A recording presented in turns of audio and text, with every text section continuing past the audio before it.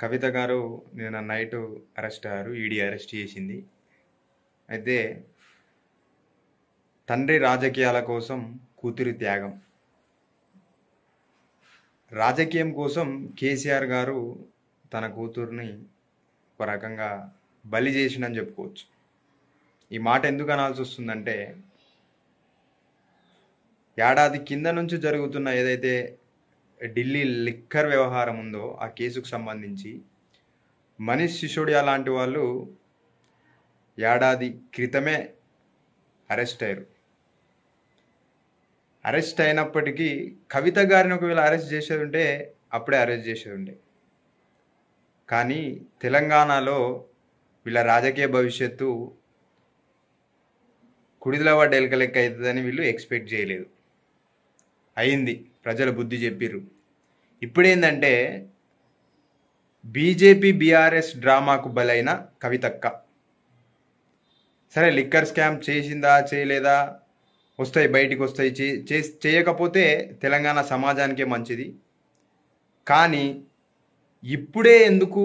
ఈరోజు election commission schedule ఇస్తుంది, ఎన్నికల షెడ్యూల్. నిన్న మోడీ గారు పర్యటనకు వచ్చారు ఇక్కడికి, ఇంకా ఈరోజు కూడా నాగర్ కర్నూలులో ఉన్నట్టుంది. అంటే మోడీ వచ్చే ముందు ఈడీ వస్తుంది అని అయితే బీజేపీ ప్రభుత్వం నిరూపించుకుంది. కానీ కవిత గారిని ఎందుకు బలి చేస్తున్నట్టు కేసీఆర్ గారు? మీరు బలి కాదు, మీరు బలిగారి.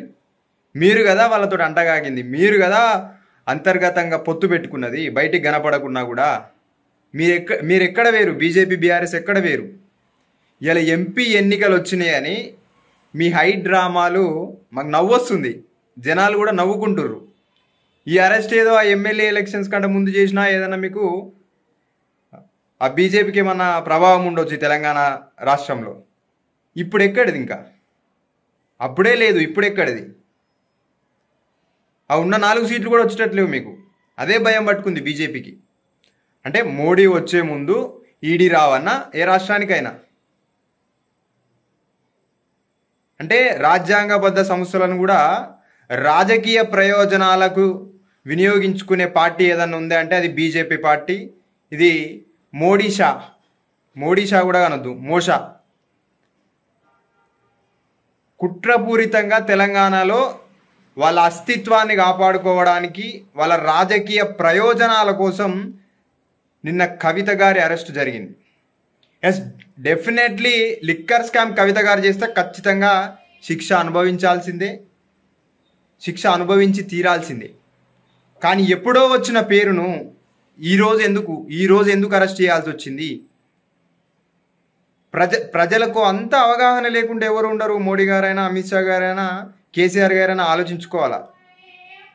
అంటే మీ రాజకీయ స్థితి కోసం, మీ రాజకీయ ఔన్నత్యాన్ని, అస్తిత్వాన్ని కాపాడుకోవడానికి ఎంతకైనా దిగజారుతాం, ఎంతకైనా బరి తెగిస్తామంటే ప్రజలు ఖచ్చితంగా మీకు బుద్ధి చెప్తారు. ఆల్రెడీ బుద్ధి చెప్పిర్రు. అయినప్పటికీ మీ పొత్తులో, మీ ఎత్తులలో కవిత గారిని బలి చేసిర్రు. ఇలా హరీష్ రావు గారు మాట్లాడుతూ కాంగ్రెస్ బీజేపీ కుట్ర చేస్తుంది అని చెప్తుండు. హరీష్ రావు గారికి అకలుందా అసలు? ఈ కేసు ఎప్పుడు వచ్చింది? లిక్కర్ స్కామ్ కేసు మీరు అధికారంలో ఉన్నప్పుడు వచ్చింది. అంటే ఇక్కడ కాంగ్రెస్ అధికారంలోకి వచ్చినాక రాలే లిక్కర్ కేసు. మీరు అధికారంలో ఉన్నప్పుడే లిక్కర్ కేసు అనేది బయటకు వచ్చింది, కవిత పేరు వచ్చింది. అంటే మీ హస్తం ఉందా? హరీష్ రావు గారు హస్తం ఉందా? కేటీఆర్ గారు హస్తం ఉందా? కేసీఆర్ గారు హస్తం ఉందా? మీ రాజకీయ ప్రయోజనాల కోసం మా ప్రభుత్వం మీద ఏర్పడి 3 నెలలు అవుతుంది. మా ప్రభుత్వం మీద అనడానికి మీకు ఏమనిపించదా? ఇక మేము సామెతలు చెప్తేనేమో హరీష్ రావు గారు ఫీల్ అవుతారు, చేసేటి ఏమో గిసొంటి పనులు, మాట్లాడేటి ఏమో గిసొంటి మాటలు. మాకు ఎవరి మీద ఏ కుట్ర లేదు.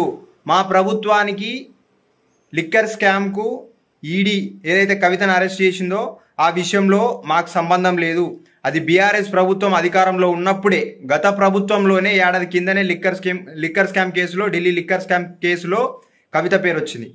అది హరీష్ రావు గారు కానీ మిగతా ఎవరైతే కాంగ్రెస్ ప్రభుత్వాన్ని ఈ విషయంలో అవాసు పాలు చేయాలనే ఆలోచన ఎవరుకుందో వాళ్ళు జర అకలు పెట్టి ఆలోచించుకోవాల్సిందిగా కోరుతున్నా. ఇక ఆర్ఎస్ ప్రవీణ్ కుమార్ గారి గురించి మాట్లాడితే పాపం సార్ అంటే చాలా మర్యాద, వారితో పొత్తు పెట్టుకున్నప్పుడు కూడా నేను స్పందించలేదు. ఎందుకు స్పందించలేదు అని అంటే పొత్తులు ఎత్తులు అనేటివి కామన్. ఆల్రెడీ బీఎస్పీ బీజేపీ తోటి ఆల్రెడీ సెంట్రల్లో ఉంది, ఇక్కడ కొత్త ఏం కాదు. రాజకీయాల్లో పొత్తులు ఎత్తులు కామన్ అని అనుకున్నా. కానీ మీరు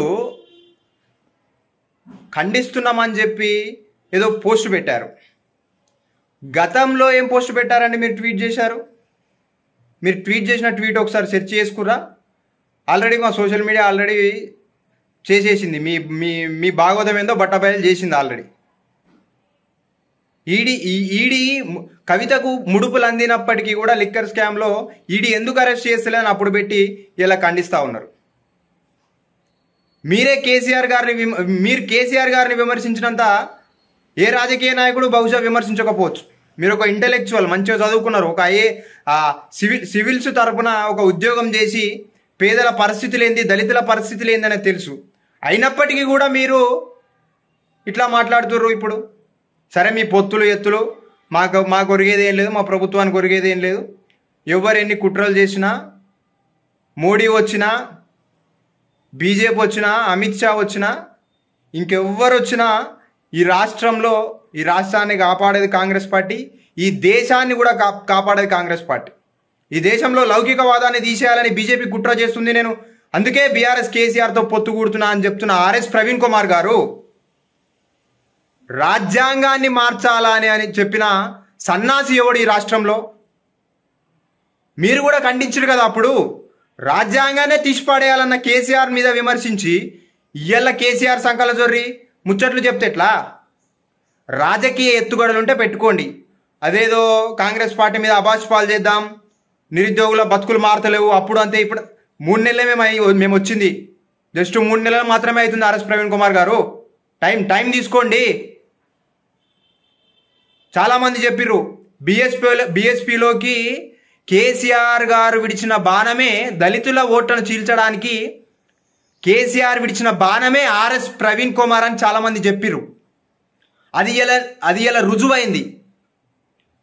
రాజకీయంగా ఒక స్టేట్మెంట్ ఇచ్చేటప్పుడు, రాజకీయంగా అది చేసేటప్పుడు మీరు ఒక ఇంటెలెక్చువల్గానే మీ పనులు కూడా ఉండాలి. మీ పొత్తులతోటి ఎత్తులతోటి మాకు ఒరిగేదేం లేదు. ఇక ముందు ఏదైనా స్టేట్మెంట్ ఇచ్చేటప్పుడు కొంచెం ఎవరైనా, అది హరీష్ రావు గారు కావచ్చు, ఇంకెవరైనా మా ప్రభుత్వం గురించి మాట్లాడేటప్పుడు కొంచెం ఆలోచించుకొని మాట్లాడండి. హరీష్ రావు గారు, మీరు కూడా ఆలోచించుకోవాల్సిన అవసరం ఉంది. ఎవరు ఎన్ని ఎత్తులేసినా, ఎన్ని పన్నాగాలు పన్నినా కాంగ్రెస్ పార్టీ 10 నుంచి 14 సీట్ల దాకా ఖచ్చితంగా గెలిచి తీరుతుంది. ఎవరైనా రాజకీయ కుట్రలు చేసినా. కవితక్క గారు ఢిల్లీ లిక్కర్ స్కామ్ నుండి నిర్దోషిగా బయటికి రావాలని ఒక తెలంగాణ బిడ్డగా, ఆమె కూడా తెలంగాణ బిడ్డనే, నిర్దోషిగా బయటకు వస్తే ఏంటంటే నా తెలంగాణ సమాజం పరువు నిలబడుతుందని ఒక ఆశతోటి నిర్దోషిగా బయటికి రావాలని నేను కోరుకుంటా ఉన్నా.